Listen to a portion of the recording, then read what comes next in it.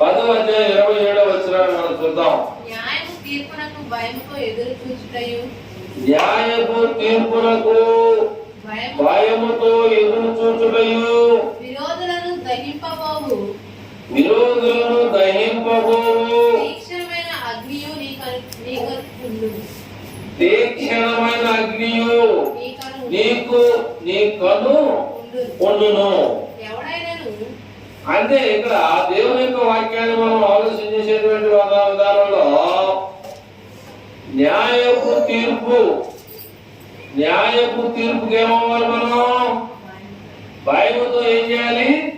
ఎదురు చూడాలి. ఎందుకని బైబిల్ ఉన్న దగ్గర ఎందుకని తీక్షణమైన అగ్ని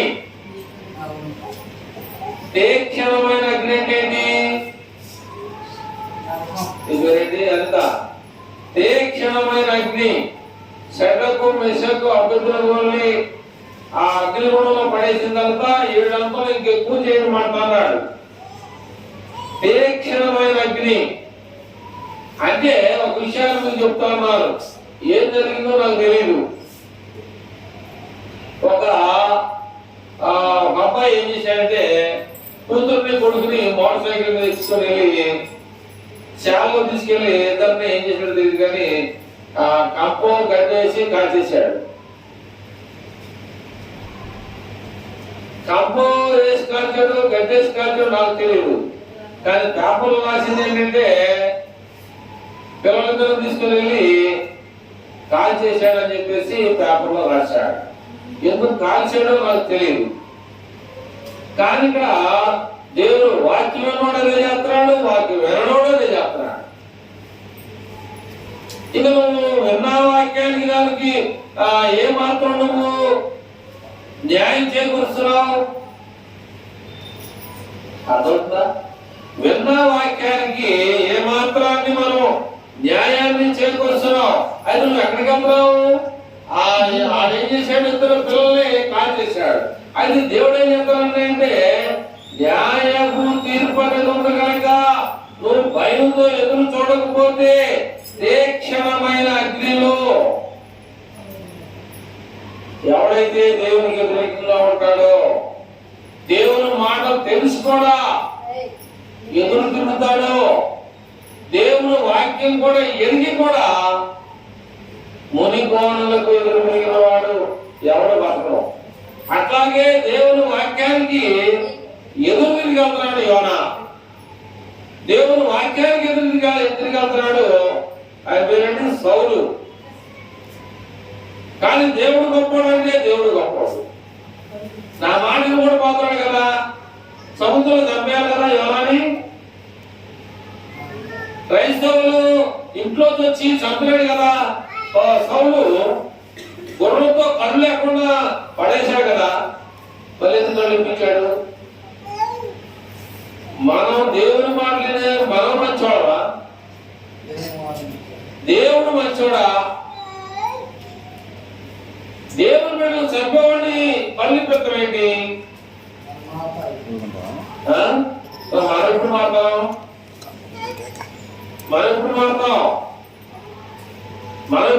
అండి?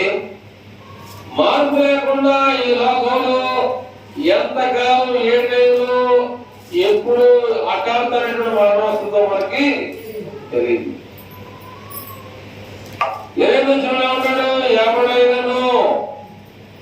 ఏమన్నాడు?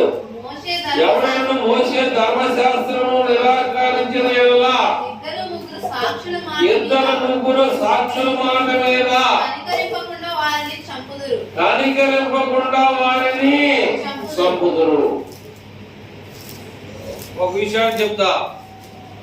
నిబంధన కాలం గొప్పదా, కొత్త నిబంధన కాలం గొప్పదా? ఎన్ని సంవత్సరాల నుంచి మీరు వాక్యం అంటున్నారు? ఎన్ని సంవత్సరాల నుంచి మీరు దేవుని ఎదుర్కొంటున్నారు? పాత నిబంధన ఏం చెప్పింది, కొత్త నిబంధన ఏం చెప్తుంది అనేది మీకు ఎవరికైనా తెలుసా?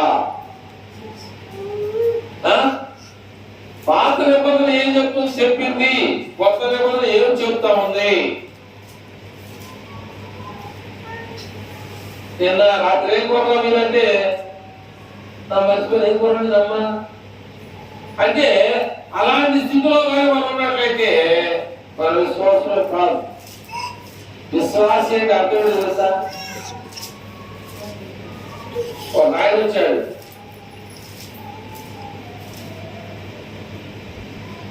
ఒక ఆయన వచ్చి విశ్వాసులు ఎంతమంది మీ సంఘంలో అడిగారు. వాళ్ళందరి పేర్లు చెప్పాడు. అందరూ విశ్వాసులేనా? మీకు అర్థం చెప్పేది, అందరూ విశ్వాసులేనా? ఏంటి తెలియట్లేదా? అందరూ విశ్వాసులేనా? ప్రార్థనకు వచ్చి బైబిల్ తీసుకొని వచ్చే వాళ్ళందరూ విశ్వాసులేనా? మరెవరు? బాప్తిజం తీసుకున్న వాళ్ళే విశ్వాసులు. బాప్తిజం తీసుకొని దేవుని మాట వినేవారే. బాప్తిజం తీసుకొని కూడా దేవుని మాట వినకపోయినా విశ్వాసులే. బాప్తిజం తీసుకొని కూడా దేవుని మాట వినకపోయినా విశ్వాసులే. అందుకని ఈయనేమంటాయంటే దేవుడు ఒక వాక్యం ఏమంటే 37 వచ్చిన ఏమన్నాయంటే ఎబ్రిల్ రాసిన పత్రిక 10:37 ఇక కాలము బహు కొంచెముగా ఉన్నది. వచ్చుచున్నవాడు ఆలస్యము చేయక వచ్చును.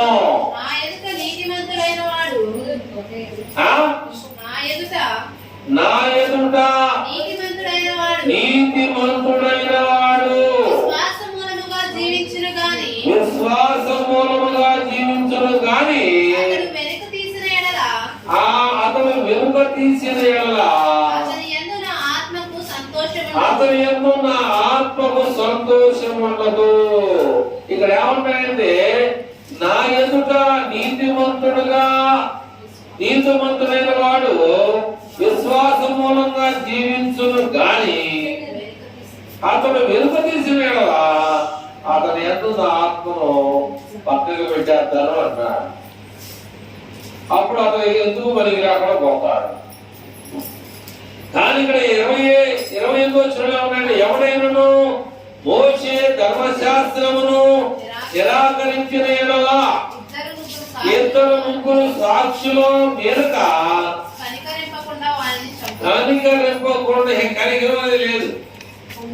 ఇద్దరు చూశారు లేదా మూడవడు కూడా చూశాడు. ఏం చేయాలి? ఏం చేయాలి? అది మోషే ధర్మశాస్త్రం.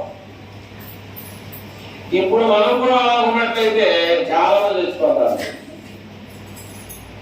దేవుడు ఏం చేశాడంటే నోవహు దినాల్లో తన బిడ్డలను తాను చంపిన తర్వాత చాలా బాధపడ్డాడు. నోవహు కాలంలో జలప్రలయం వచ్చేసి మొత్తం అంతా ముంచేసిన తర్వాత ఎందుకు ఈ పని చేశానని చెప్పేసి చాలా బాధపడ్డాడు. కానీ ఇక్కడ మోషే ధర్మశాస్త్రం కింద మనం ఉన్నట్లయితే బైబిల్లో మాట ఉంది, ఏ ఇంటిలోనైనా ఇంట్లో నుంచి పొయ్యి పొగ గాని బయటకు వచ్చినట్టుగా కనపడితే పాత నిబంధన కాలంలో మోషే ధర్మశాస్త్ర కాలంలో బయటికి లాక్కొచ్చి రాళ్ళతో కొట్టి మగ్దలేన మరియేనా ఆ పేరు ఏమైందా చెప్పాలండి. యేసు ప్రభువారు ఉన్నాడు కాబట్టి ప్రాణంతో బతికి బట్ట కట్టింది. ఆ దినాల్లో పాత నిబంధన కాలం ఉండే ఇంకా నిర్మూలించబడాల. యేసు ప్రభువారు వెళ్ళిపోయిన తర్వాత అప్పుడు న్యూ టెస్టిమెంట్ స్టార్ట్ అయింది అనమాట. అయితే ఏం జరిగిందంటే యేసు ప్రభువారు ఆ దినాల్లో ఉండడం ద్వారా బతికి ఏం చేసిందంటే మరలా బట్ట కట్టింది. అందరూ కలిసి పాపం చేస్తుండగా ఆమె దొరికింది. దొరికిన తర్వాత ఏం చేస్తారు? అందరూ కలిసి రాళ్లతో కొట్టి చంపడని మోషే ధర్మశాస్త్రం ఆల్రెడీ అదొక అర్థమైందా? ఒక అమ్మాయిని చెరిసి చంపేసినందుకు గాను మొన్న 3 రోజుల క్రితం 20 సంవత్సరాలు కారాగార శిక్ష విధించడం జరిగింది. దాంతో పాటు వాడు 10,000 రూపాయల జరిమానా కూడా ఆ కుటుంబానికి జరిమానా చెల్లించవలసిందిగా నేను ఎస్పెండ్ చూస్తాను ఎక్కువగా పేపర్లో. అంటే ఏం ఇష్టాలు మీరు అనుకోవచ్చు. ఎందుకంటే వాడు ఇష్టం లేని అమ్మాయిని ఇష్టపడి చంపేశాడు కాబట్టి సాక్ష్య ఆధారాలు పరిశీలించడం మీదట ఎన్ని సంవత్సరాలకి 2 సంవత్సరాలు 3 సంవత్సరాలు కోర్టు 2 లేక 3 సంవత్సరాల్లో సాక్ష్యాన్ని తీసుకురాగలిగితే ప్రవేశించగలిగినట్లయితే అది నిజమని నిర్ధారించబడినట్లయితే వాడికి ఖచ్చితంగా జైలు విధించబడదు. 20 సంవత్సరాలు కారాగారం ఉండటమే కాదు, పోయిన నెలలో ఆగస్టు 15వ తారీఖు నాడు కొంతమంది ఖైదీలు విడిచిపెట్టారు. ఎవరు విడిచిపెడతారు? ఖైదీల్లో ఎవరు విడిచిపెడతారు?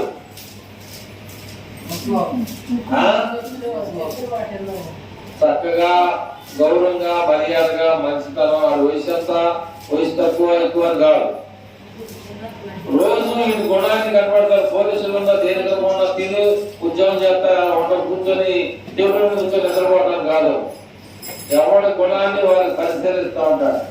ప్రతి వాడి గుణాన్ని పరిశీలించి ఇతను చాలా సౌమ్యుడైన ఇతను బాగుంటాడని చెప్పేసి అక్కడ మంచి పేరు సంపాదించుకోవాలి. అప్పుడు నీ పిల్లల్ని, నీ కుటుంబాన్ని, నీ భర్తని, భార్యని చూడగలుగుతాం. కనుక ఇక్కడ దేవుని వాక్యం బట్టి మనం ఆలోచన చేస్తుంటే 28వ వచనంలో 2-3 సాక్ష్యాలు పరిశీలించిన మీదట వాటిని రాళ్లతో కొట్టి చంపమని మోషే ధర్మశాస్త్రం పాత నిబంధన కాలంలో అది జరిగింది. కానీ యేసు ప్రభు వారు ఏమన్నారంటే కంటికి కన్ను పంటికి పన్ను వద్దు. నీ కన్నుని బాగుంటే నువ్వు వచ్చి నా కన్ను బాగుంటా సరిపోయింది, అదొద్దు. ఆడు కొట్టాడనుకో తెలుసో తెలివి కొట్టాడు కనుక బాగుని అని ఏం చేయాలి? మనం మనసు మార్చుకోవాలి, మార్పు చెందాలి. చెల్లించుకుంటే ఇక లాభం లేదు, సమానం అయిపోతాం. కాబట్టి తగ్గించుకోవడం కావాలన్నాడు దేవుడు. అందుకని 27వ వచనంలో 2-3 సాక్షులు ఉండడం ద్వారా ఆయన ఏం చేయాలంటే చంపేయచ్చు. 29వ వచనంలో ఉన్నాడు ఇట్లుండగా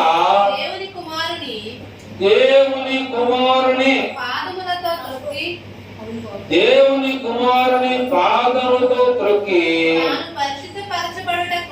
తాను పరిశుద్ధపరచబడుటకు సాధనమైన నిబంధన రక్తమును అపవిత్రమైనదిగా ఎంచి కృపకు మూలమగు ఆత్మను తిరస్కరించిన వాడు ఎంత ఎక్కువైనా దండనకు పాత్రుడుగా ఎంచబడని మీకు తోచును. ఎంత ఎక్కువైనా దండనకు పాత్రుడుగా ఎంచబడునని మీకే తెలుసు.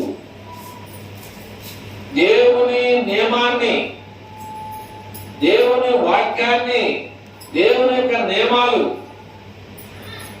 నియమం అంటే ఏంటి? నియమము అనగా ఏంటి? ఆజ్ఞలంటే ఏంటి? అదే పదాజ్ఞలు అంటే ఏంటి? నేను పొరుగుడు మేమని పొరుగుడు కడతాం. నీ దాసినేను ముసికి పొలం ఆశిస్తుంటే ఎవరు పొలం తీసుకొస్తాం, ఎవరు పొలం తీసుకొని మన ఇంట్లో వేసుకోవటం. ఇదేనా? దేన్ని ఆశించకూడదంటే మనిషికి మెదవంటూ నీకు 4 పిల్లలు అనుకో, 4 చాలక ఇంకా అన్ని పక్కన వాళ్ళు తీసుకెళ్తాను. గొడవ అయితే పిచ్చుకుంటూ పడతారు పక్క వాళ్ళు. నీకు అర్థమైతే మళ్ళీ తిడతాం. నేను ఎడ చూసానని మనం తిడతాం, నేను తినేది కూడా పెట్టాను ఇంకా తిడతాం. ఇదేనా మన విశ్వాసం? ఇదేనా దేవుల్లో ఉండేటువంటి ప్రేమ? ఇదేనా మనం దేవుడితో నడిచే విధానం? అదే పాత నిబంధన కాలంలో కానీ ఆ విధానంలో కానీ మనం ఇప్పుడు ఉన్నట్లయితే చాలా మంది సంపడతారు, చాలా మంది రాళ్ళతో పట్టబడతారు అన్నమాట. మనం ఉన్నాం దేనికోసం అంటే మన ముందరికి మన కుటుంబాన్ని పరిపాలన చేసుకోవాలి. ముందుగా మన కుటుంబం యొక్క స్థితిగతులను మనం ఏం చేసుకోవాలి? మార్చుకోవాలి.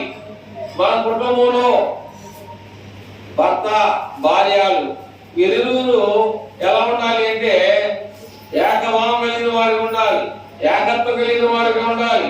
వీరిరువురు మాటలు సమానంగా ఉండాలి.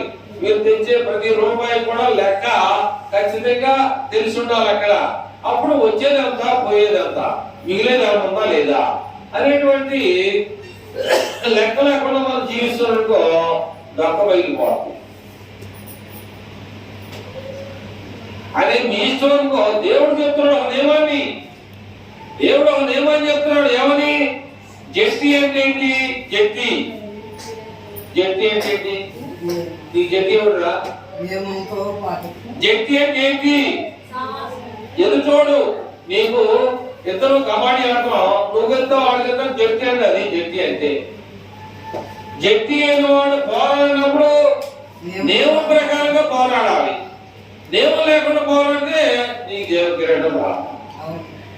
జట్టి అయిన వాడు ఎదుటోడు కబడ్డీ అని నువ్వు గెలుతావా నేను గెలుతావా. అట్లాగే మన కుటుంబాన్ని కూడా మన కుటుంబంలో ఉన్నటువంటి యజమానులు ప్లస్ బిడ్డలు కూడా అప్పుడు ఉన్నటువంటి కాలంలో ఆ ఓల్డ్ టెస్ట్మెంట్ పాత నిబంధన కాలంలో నోహు దేవుని దగ్గర నిందారహితుడుగా ఉన్నాడు. నిందారహితుడు అంటే నిందలేని వాడిగా ఉన్నాడు. ఆ కాలంలో ఆయన ఒక్కడేగా దిగిపోతున్నాడు. దేవుడు మన ఆయనే పిలవబడేది మీతో ఎవరు లేరా? ఆయన అంత మంచోడా అనుకునేవాడు కూడా ఉండాలి లోకంలో. కాబట్టి నోహుని గురించి అయితే ఆయన బుద్ధి జ్ఞానములు ఆయనకి ఇష్టమైన మనకు తెలియదు. కనుక ప్రియమైన వల్ల ఇక్కడ దేవుని యొక్క వాక్యం లేకుండా మనందరూ కూడా చాలా జాగ్రత్తగా కానీ వెళ్ళిపోయినతో మీకు మీరే శిక్షగా పాత్రలు అవుతారు. మీకు మీరే శిక్షగా పాత్రలు అవుతారు. లేకపోతే మీరే మీ జీవితాన్ని నాశనం చేసుకునేటువంటి పరిస్థితి అవుతారన్నమాట. అదైనా కనుక 32 వచ్చిందమ్మా. 32 వచ్చిన అయితే మీరు వెలిగింపబడిన మీదట చూడండి ఏమన్నాయంటే, అయితే మీరు వెలిగింపబడిన మీదట శ్రమలతో కూడిన గొప్ప పోరాటము శ్రమలతో కూడినటువంటి గొప్ప పోరాటము సహించిన పూర్వపు దినములు ఏం చేసుకోవాలి? జ్ఞాపకం తెచ్చుకోవాలి. ఇక్కడ ఏమన్నాడు తెలుసా? ఇక్కడ ఏమన్నాడు? అయితే మీరు ఒకడంటాడు, ఒక ఆయన అంటాడు సంతోషం ఎక్కువంటే సత్తా అంటాడు. సంతోషం ఎక్కువైందంటే సత్తా ఉన్నాడు. ఆ వాక్యం 32 వచ్చిన అయితే మీరు వెలిగింపబడిన ఏంటి? గొప్పగా సంతోషించడం. ఇక మళ్ళీ అమ్మటే ఉన్నాయంటే, అయితే మీరు వెలిగింపబడిన మీదట శ్రమలతో కూడిన గొప్ప పోరాటము సహించిన పూర్వపు దినములు జ్ఞాపకంలో తెచ్చుకోండి. ఈ ఎప్పుడు కూడా శ్రమ వస్తే కానీ ఆ శ్రమకు మనం ఏం చేయాలంటే తప్పుకోవాలి. శోధన ఏం చేయాలంటే ఈ చేతలైతే సైన్స్ లేదంటే ఆ జోలి బాట. శ్రమ అనేది యేసు ప్రభువాన్ని గుర్తుపెట్టుకోవాలి. శ్రమ అనేది యేసు ప్రభువాన్ని మనం పోల్చుకోవాలి. కానీ ఇందాక పేరేంటి యేసు ప్రభు యోనా కూడా ఎలాగట్లా తిరిగి లేచాడు, మా మామ కూడా లేచిందని మంచిదే, కానీ అంతటి సమానత్వం కలిగిన వాళ్ళకి మనం కాదు. ఎందుకంటే వాడి పేరేంటి మీకు తెలుసా? నాకు తెలుసు. బాప్తిసం ఇచ్చే ఆహ్వానం ఉన్నాడంటే యేసు ప్రభు వారిని నీ చెప్పులు వారు మోయటానికి కూడా నేను పనికిరాను అన్నాడు. పాత్రులు కానున్నా పనికిరాను అంతే. అర్థమైందా? తిన్నావా అనేది ఒకటే, కానీ తింటే తిన్నట్టు తనపోయి తెలియదు అన్నాడు. నీ చెప్పులు మోయటానికైనా నేను పనికిరాను, పాత్రుడు కావాలంటే నన్ను ఎంచబాక. నీకు నాకు నక్కకి నాగలోకానికి ఎంతో తేడా ఉన్నాయా? నీ చెప్పులు ముట్టుకునేటువంటి వాడు కాదు, నేను నీకు బాప్తిసం ఇచ్చేవాడినా. బాప్తిసం ఇవ్వాలంటే ఏం చేయాలి? బాప్తిసం ఇవ్వాలంటే ఏం చేయాలి?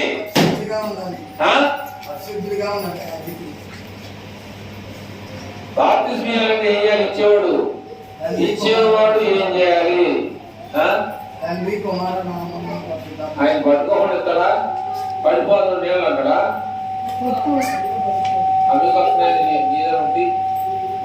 కాబట్టి బాప్తిసం ఇచ్చే వ్యక్తి ఏం చేయాలంటే ఆయన పట్టుకొని నీళ్ళలో ఉంచాలి, లేకపోతే లోనికి వెళ్ళిపోతాం.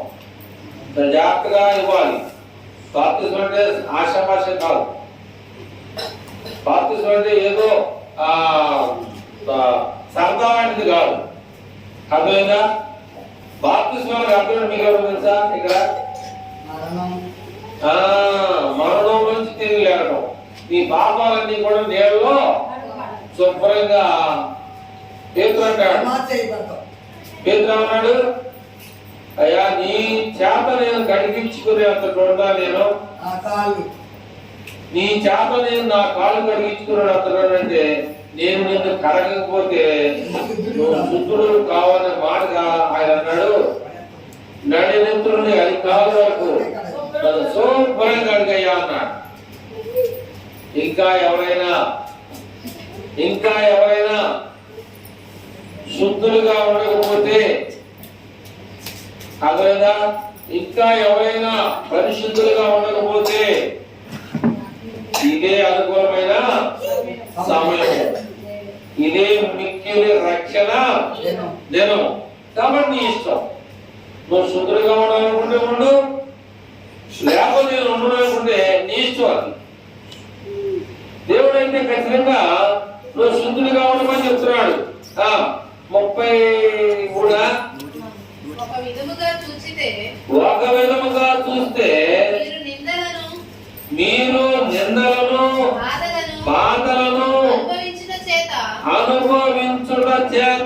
10 మందిలో ఆరని పడితిరి. ఏంటి ఎట్లా చరిత్రలో మనం అనుకునే విషయాలన్నీ కూడా దీంట్లో.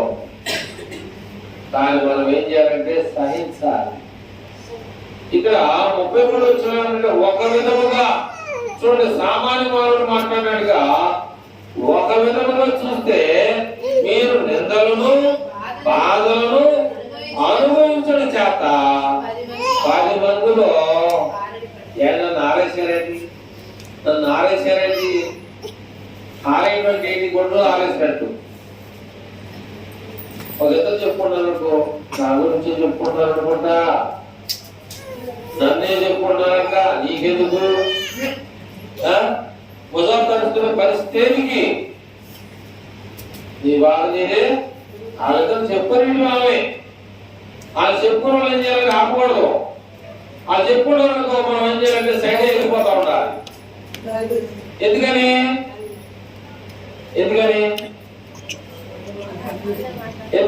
త్వరగా వాళ్ళు వెళ్ళేవనుకో కొద్దిగా చెప్పుకుంటారు, మన వెళ్ళకపోతే ఎక్కువ చెప్పుకుంటారు. అంటే ఎక్కువ చెప్పుకుంటే మంచిదా, తక్కువ చెప్పుకుంటే మంచిదా? ఎందుకని తొందరపడాలిగా పాప రాకూడదు మీదకి. మనం వెళ్ళామంటే ఆ మాటలు ఎప్పుడు కట్ అవుతాయో కొంత భయాన్ని తగ్గించుకుంటా. జాగ్రత్త. ఎందుకంటే మనం ప్రతి మాటను కూడా దేవుడు రికార్డ్ చేస్తా ఉంటాడు. నేను చెప్పినా చెప్పినా ఖచ్చితంగా రికార్డ్ అవుతుంది. కానీ పర్వాలా. కానీ ఈ దేవుని మాటలు కాబట్టి మనం వినక తప్పదు. ఆరని పడి తిరి మరి విధంగా చూస్తే వాటిని అనుభవించిన వారితో పాలువారైంది. ఎలాగనగా ఇప్పుడే చెప్పి ఆగస్టు 15 మొదలు పెట్టేవాని. ఎలాగనగా మీరు ఖైదీలో ఉన్న వారిని కరుణించి మీకు మరి స్థిరమైనదియు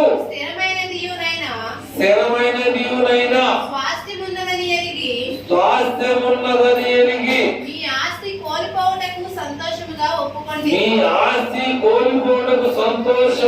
ఒప్పుకొనుడి. కాబట్టి మీ ధైర్యమును విడిచిపెట్టకుడి. దానికి ప్రతిఫలముగా గొప్ప బహుమానం కలుగును.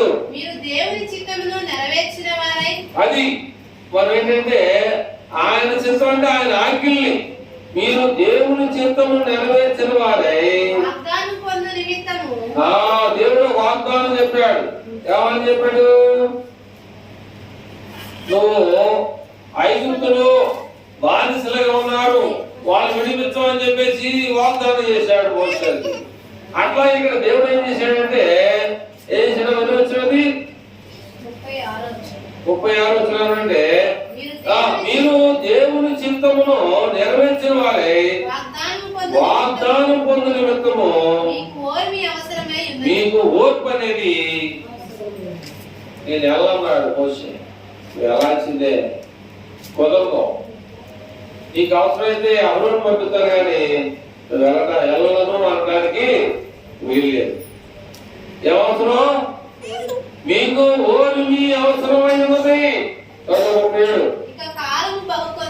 కాబట్టి జాగ్రత్తగా ఉన్నాం. ఇక కాలం వచ్చేసరికి చాలా కొంచెంగా ఉంది. వచ్చే వస్తానున్నవాడికి రాకుండా ఉండడు. నా ఎదుట నీతిమంతుడైన వాడు విశ్వాస మూలముగా జీవించును గాని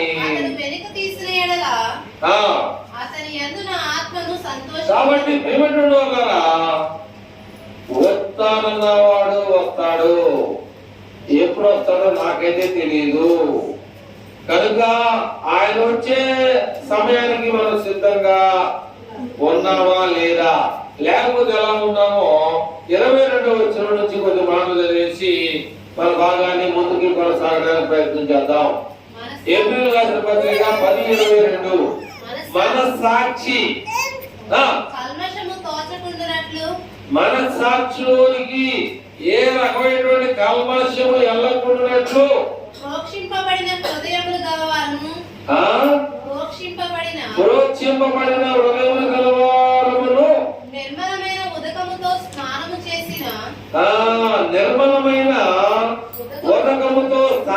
చేసిన శరీరములు గలవారునై ఉండి విశ్వాస విషయంలో సంపూర్ణ నిశ్చయత అంటే ఖచ్చితంగా నువ్వు అనుకున్న పని చేస్తాను, నేను బాప్తిసం పొందుతాను, నేను నడవలేకపోయినా నేను చర్చికి వస్తాను, మెట్లు ఎక్కలేకపోయినా నేను వస్తాను ఎక్కుతాను అనేటువంటి ఒక నిశ్చయత నీలో ఉంది. కాబట్టి దేవుడు నిన్ను ఆ మెట్లు కూడా లెక్క చేయకుండా ఎక్కిస్తాడు. కాబట్టి ఇక్కడ ఏమన్నాయంటే నిర్మలమైన ఉదక స్థానము చేసిన శరీరమును గలవారమునైంది విశ్వాసములో సంపూర్ణమైనది. చాలా మంది అడుగు తేనండి పంట తేనండి తెచ్చి చేస్తూ ఉంటారు. నిజంగా వాళ్ళు మంచోడైంది తెచ్చింది అని అడుగు తేనైతే మనం తినొచ్చు. కానీ బెల్లంతో కాసి కొంతమంది ఏదో బతుకుల కోసం ఏదో చేస్తున్నాం పంట కోసం అది నేను తప్పట్లా. కానీ అది నిజంగా చెట్టుకు పట్టేటువంటి తేనైతే పిల్లలకి చక్కగా చక్కని మాట వస్తుంది. మందులు వాడేవాడు కూడా చేదు ఉన్నటువంటి పిల్లలు కూడా తేనెలో కలుపుకొని తినేవాడు కూడా ఉండాలి. దాన్ని ఏమంటారంటే ఏముందండి రకాలు ఉంటాయి మందుల్లో? ఆయుర్వేదం. ఓకే, అమ్మగారిని అది కాదు. ఆయుర్వేదం అంటే పొడి, చెట్లలో శాలంలో ఉండేటువంటిది ఆయుర్వేదం. దానికి రోజుకి లీటర్ మధ్య తాగాలి, లేకపోతే మామూలు వేడి చేయదు. అర్థమైందా? ఆయుర్వేదం అనేటువంటిది మనకి ఎవరికైనా పశ్చిమోకం వస్తే మన విజయవాడ జిల్లా జైలు వెనకాల ఉంది సిరివెళ్ళ నరసింహం అని, ఆయన పేరు సిరివెళ్ళ నరసింహరావు. నేను అక్కడే పనిచేసాను 10 సంవత్సరాలు. విశ్వాస విషయంలో సంపూర్ణ నిశ్చయత కలిగి యథార్థమైన హృదయంతో మనము దేవుని సన్నిధిని చేరుతుము. వాగ్దానం చేసిన వాడు నమ్మదగిన వాడు కనుక తన నిరీక్షణ విషయమై మనం ఒప్పుకున్నది నిశ్చలముగా పట్టుకొనవద్దు. కొందరు మానుకొనుచున్నట్టుగా సమాజముగా కూడా మానక ఒకరికొకడు హెచ్చరించు. ఆ దినము సమీపించుట మీరు చూసిన కొలది మరి ఎక్కువగా అలాగ చేయొచ్చు. ప్రేమ చూపుటకును సత్కార్యములు చేయటకును ఒకరికొకడు ఏం చేయాలంట? పులికొలడం అంటే ఏంటి? పులికొలడం అంటే ఏంటి? ఒకరికొకడు పులికొలడం అంటే ఏంటి అమ్మా? ఒకరికొకడు పులికొలుకోవడం అంటే ఏంటంటే నువ్వు 10 వారాలు ఎందుకు రాలేదు అని మనం ఏం చేయాలంటే హెచ్చరించుకోవడం. పులికొలపడం అంటే ఎంకరేజ్మెంట్ చేయటం. ఒకరికొకడు నువ్వు ఎందుకు రాలా, పుష్పం 10 వారాలు ఎందుకు రాలేదని చెప్పి రాకపోతే అడగటం. నువ్వు 10 వారాలు రాలేదు కదా, అట్లాగా రానోళ్ళని మనం అడిగి ఏం చేయాలి? రప్పించడానికి పులికొలపడం. అర్థమైందా? ఒకవేళ నీ చేతలైతే రావడం కోసం ప్రార్థన చేయాలి. సంఘం ఎవరిది?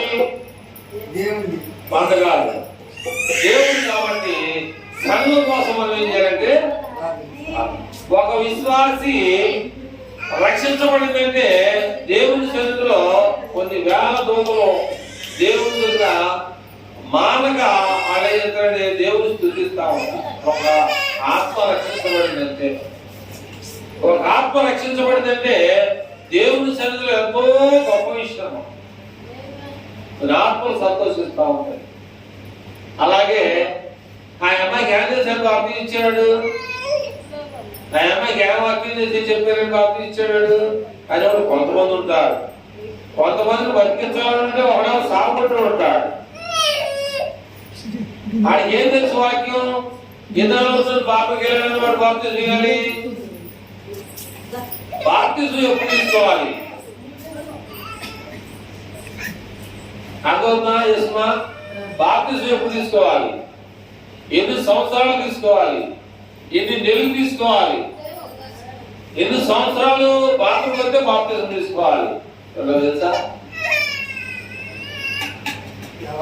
బాప్తిసం అనేది ఎప్పుడు తీసుకోవాలి? ఎన్ని సంవత్సరాలకి పాత్రకు వచ్చినా బాప్తిసం తీసుకోవాలి? ఇద్దరు ఉన్నారు, ఇద్దరు వాక్యం చూపించారు కానీ ఇద్దరు చెప్పేసి మాట లూది అని ఏం చేసింది? ఏం పని చేస్తుంది? ఏం పని తెలియాలి.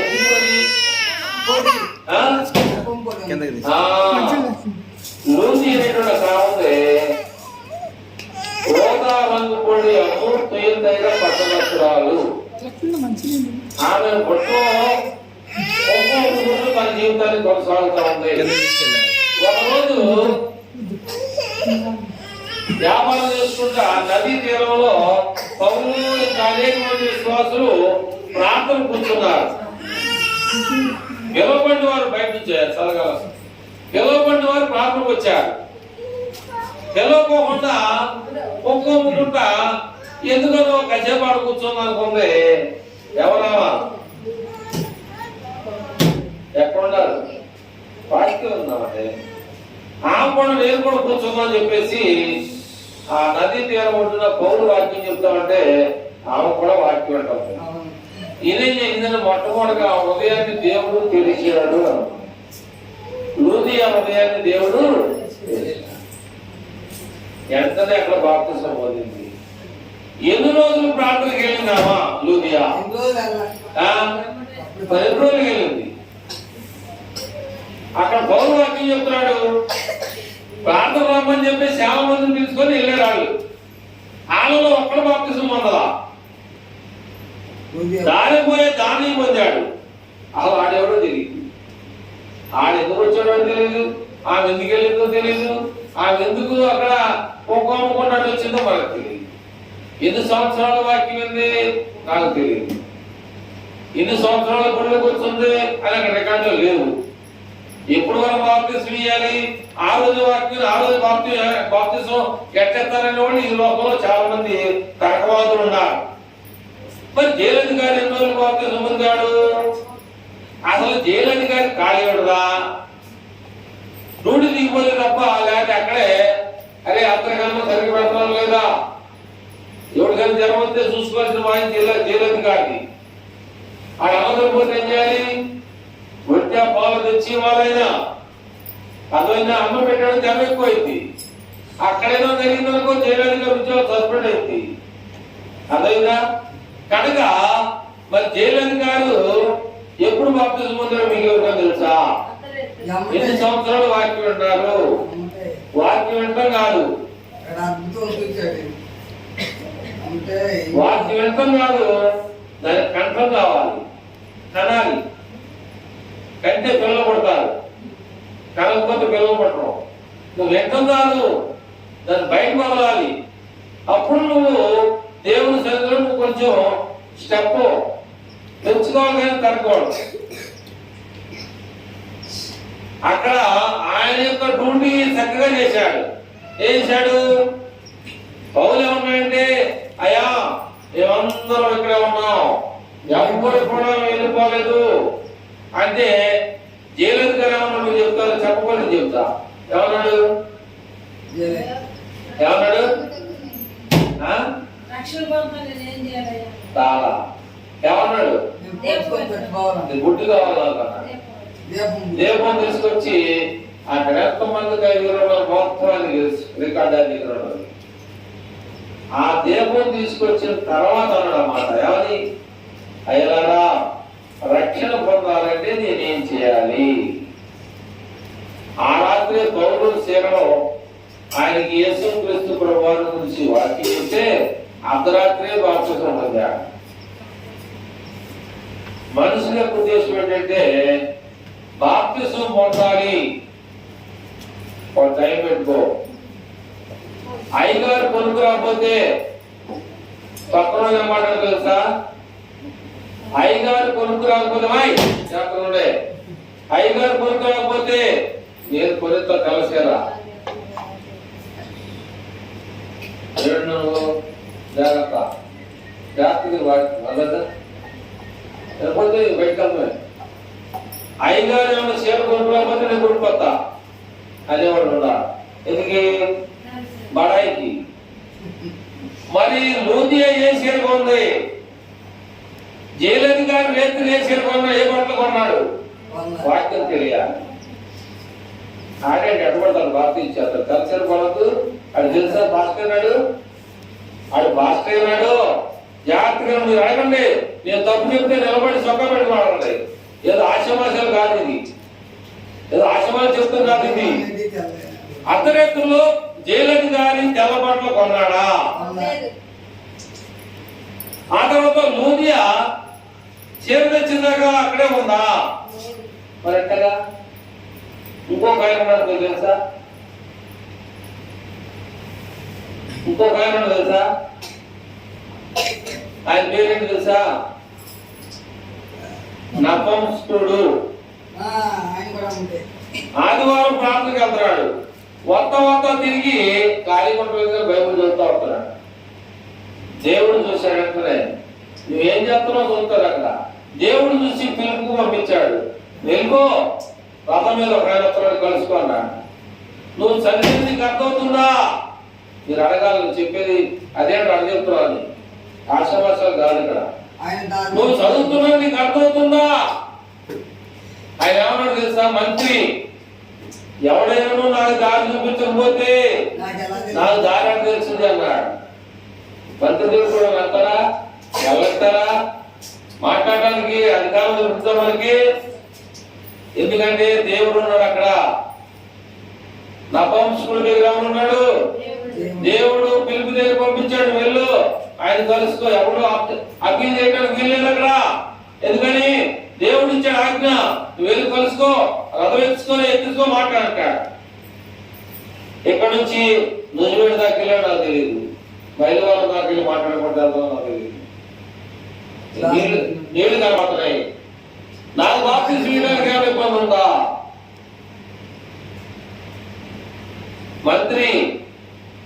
మంత్రి హోదాలో ఉన్నాడు, కందకే కింద రాయటువంటి ధనాగార మంత్రుల మీద మంత్రిగా ఉన్నాడు.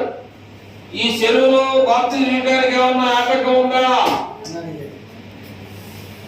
చెరువు ఎలా ఉంటుంది ఇక తెలుసా? చెరువు ఎలా ఉంది?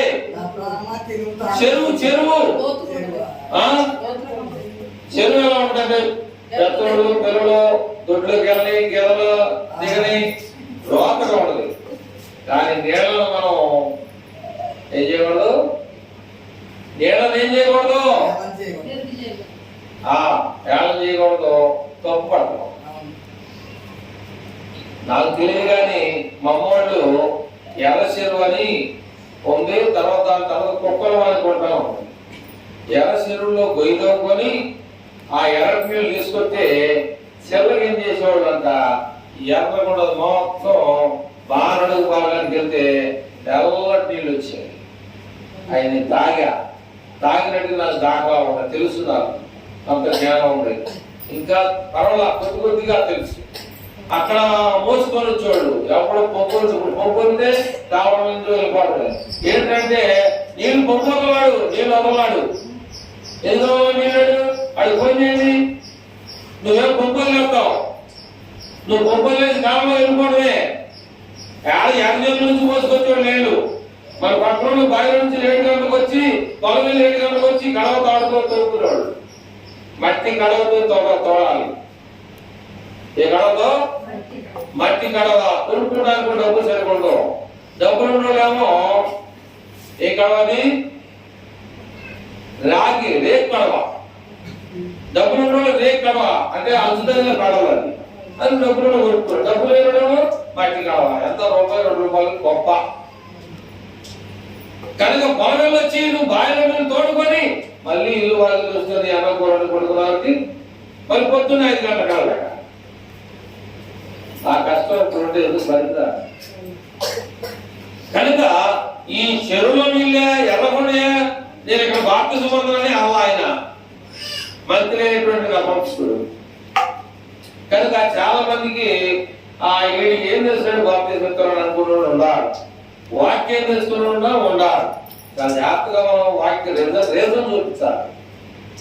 మనం మొట్టమొదటి ఎవరు చెప్పాము? హృదయ పట్టలేవు, అవున పట్టదో బాప్తిజం పొందింది. క్రీస్తునందు విశ్వాసం కలగాలని మీరు అనుకుంటే బయటికి రండి. అలాగే జయలలిత గారు బాప్తిజం పొందాడు. నపుంసకుడు చాలా బట్టలు కొనాలి. ఎవరు చెప్పారు కానీ పాపం సీటు తెల్ల బట్టలు కొనుక్కొచ్చుకోండి. వద్దమ్మా, నీకున్న బట్టలతో ఇబ్బంది పడాల్సిన అవసరం, డబ్బులు ఖర్చు పెట్టుకోవాక, డబ్బులు వృధా చేయొద్దు. నీకుంటే కొత్త చీరలు ఏమైనా తెచ్చుకో, రంగులు రూపొద్దు. దేవుడు చూడు, నీ హృదయాన్ని చూస్తాడు, రంగుతో నీకు పని లేదు.